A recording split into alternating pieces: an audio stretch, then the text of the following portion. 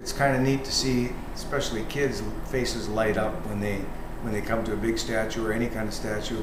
They just have fun with it, you know. So that's kind of the fun part of the business, is to see the interaction of people and kids with all the different statues. It's amazing how many people that do have things in front of their place, or once they bought it, a year later, if you touch bases with them, they'll say, you know, that's, if I had $1 for every photograph that was taken with it.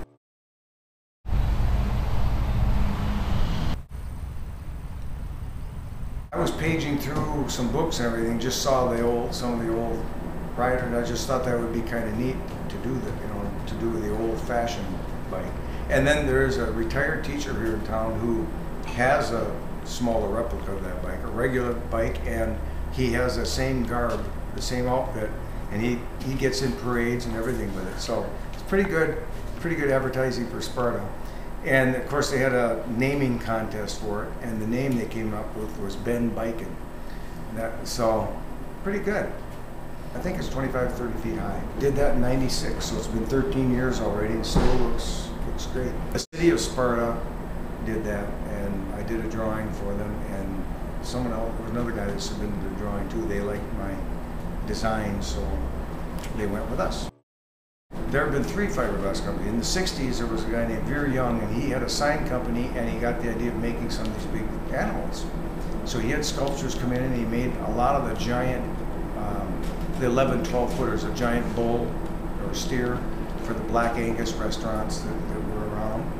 And he did that, so, and he went out of business in the early '70s, and then in the mid-'70s, and a couple of years later, another company started here, since one of the sculptors lived here, and a couple of businessmen took interest in him and said, let's start it and see what we can do. And they saw me a year later and asked me to join them. So it's just because someone came up with the idea who lived in Sparta, and so all of these years, for over 40 years, Sparta's been known as a place that has all the fiberglass animals and statues and things. We are so used to it, and people come here and they react so much, and we kind of chuckle at that because we're accustomed to that. You know. I do have a rabbit, 6-foot rabbit in my yard.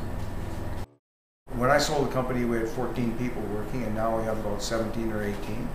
So we stay busy all year round. It's amazing how much business comes in and year out, you know. So it's been since 1976. This is my 33rd year, and we've been busy all the time. I've never been laid off or never been out of work, knock on wood. It's amazing how time flies when you do it, and I'm always looking at it with a critical eye. It's like, well, that's been 13 years and it still looks good, doesn't need touching up or anything. So I always look at it with that eye. Sometimes traveling, like in Minnesota, when my mom was alive, her best friend, as I said, lived in Deerwood, Minnesota, and I would take her up to Lake Mille Lacs and whatever. Driving along Minnesota, I would see some of those that we had done. That rings a bell sometimes, yeah. It's fun.